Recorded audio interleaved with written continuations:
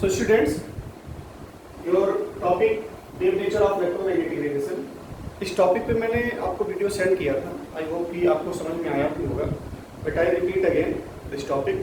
कोशिश करता हूँ कि आपको और अच्छे से आ जाए, बेहतर तरीके से आ जाए, और इसमें थोड़ा सा और इसको डिस्क्राइब करेंगे।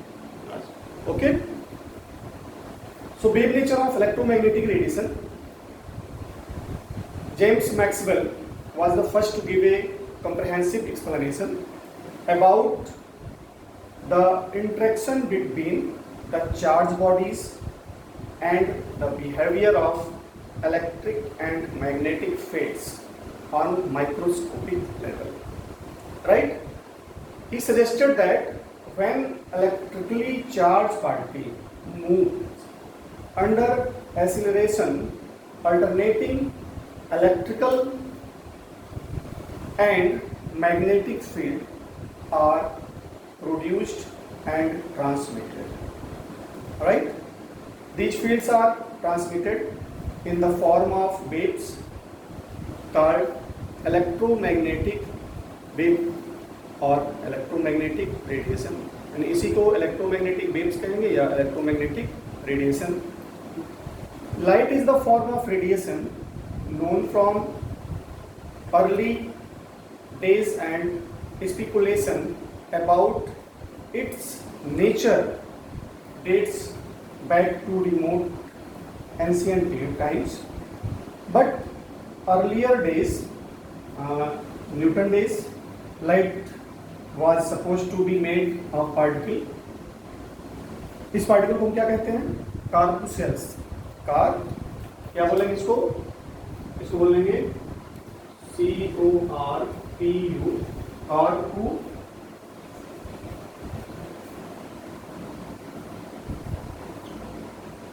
corpuscles, right? इस particles कहेंगे. So it was only in the 19th century when wave nature of light was established. Maxwell was again the first to reveal that light waves are associated with oscillating electric and magnetic character. इसमें मैंने कल आपको एक figure समझाया था, और figure में मैंने बताया था इलेक्ट्रिक फील्ड और मैग्नेटिक फील्ड लेकर के, जिसमें मैंने डायरेक्शन ऑफ प्रोपेगेशन XYZ लिया था, और फिर उसमें मैंने आपको वेव्स के बारे में थोड़ा सा बताया था विद स्ट्रक्चर। तो सेम चीज़ है, electromagnetic waves motion is complex in nature. कैसा होगा ये? कॉम्प्लेक्स इन नेचर होगा। We will consider here only a few simple properties. तो अब यहाँ पे इसी कुछ प्रॉपर्टीज हैं, इसके बारे में हम लोगों ने लास्ट वीडियो में डिस्कस किया था। मैं उसको रिपीट करता हूँ। Number 1, the oscillating electric and magnetic fields produced by oscillating charged particles are perpendicular to each other and both are perpendicular to the direction of propagation of the wave. Right? इसी का figure बताया था मैंने आपको। Second points, unlike sound waves of or water waves, electromagnetic waves do not require medium and can move in vacuum. इसके बारे में बताया था मैंने कि जो साउंड वेव है, वाटर वेव्स है, इलेक्ट्रोमैग्नेटिक वेव्स है, उसको do not require medium and can move in vacuum. फिर नेक्स्ट पॉइंट्स पे हम लोगों ने डिस्कस किया था। It is now well established that there are many types of electromagnetic radiation which differ from one another in wavelength or frequency. These constitute what is called electromagnetic spectrum. ये जो आपको figure मैंने बनाया हुआ है, इसके बारे में मैं भी थोड़ा सा डिटेल बताता हूँ इसको। So different regions of the spectrum are identified by different names. यानी डिफरेंट रीजियंस जो होंगे स्पेक्ट्रम के, वो आइडेंटिफाई करेंगे डिफरेंट रीजियंस में।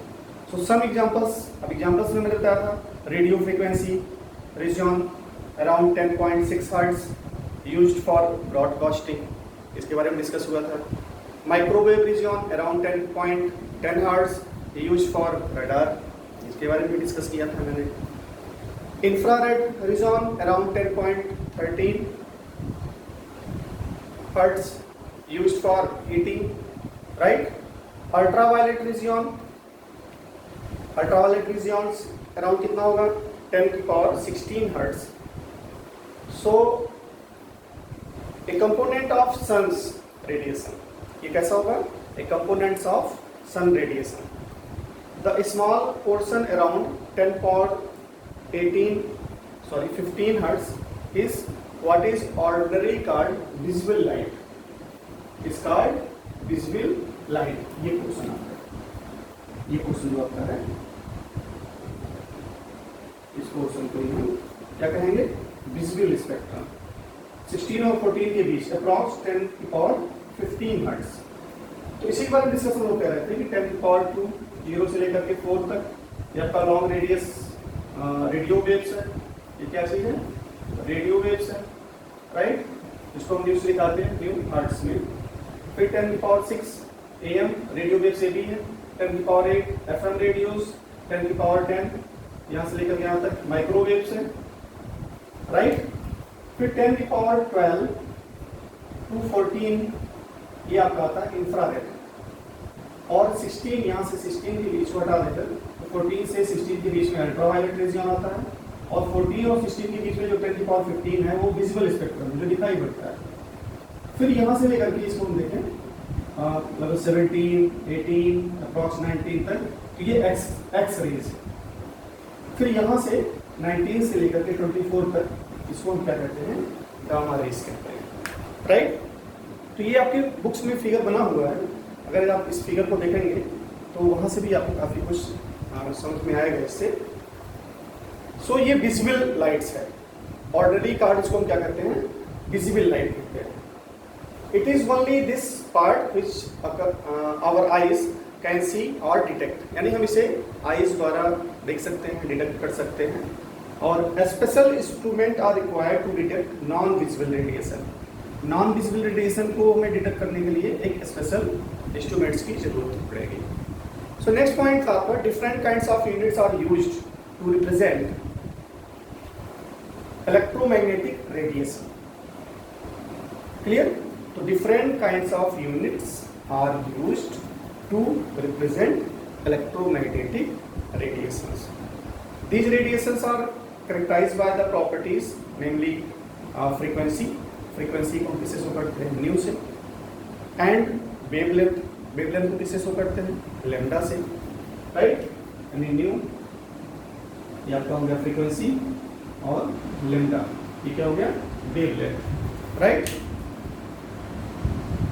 So the SI unit for frequency, the SI unit of frequency is hertz. इसमें दिखाते हैं इसको हर्ट्ज में, और इसकी यूनिट क्या होगी, second inverse, right. After henries hertz it is defined as the number of waves that pass a given point in our second, clear।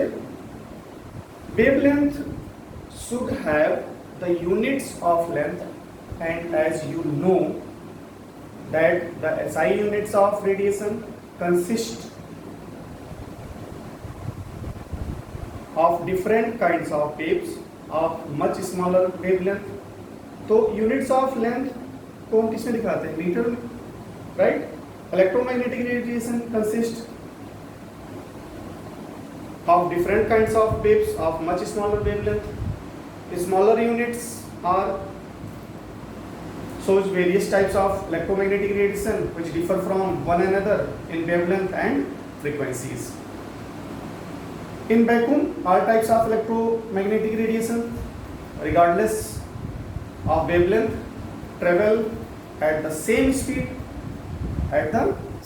कौन सी स्पीड थी वो थी 3 × 10⁸ मीटर पर सेकेंड, जिसे किससे शो करते हैं, सी से शो करते हैं। और इसे हम कहते क्या है, स्पीड ऑफ लाइट। इसे हम क्या कहते हैं, स्पीड ऑफ लाइट। इसकी वैल्यू कितनी होती है, 3 × 10⁸ मीटर पर सेकेंड, राइट। तो आपकी फ्रीक्वेंसी न्यू, लैम्डा एंड सी, इसमें जो रिलेशन होगा वो क्या होगा, C = new lambda, C = new lambda. इसमें न्यूमेरिकल वगैरह भी आते हैं 1 मार्क्स के, वो इसके बाद आपको सॉल्व करा देंगे। So the other commonly used quantity specially in spectroscopy is the wave number. तो अदर जो हम यूज करते हैं क्वांटिटी स्पेशली जो यूज करते हैं स्पेक्ट्रोस्कोपी में वो है बेब नंबर।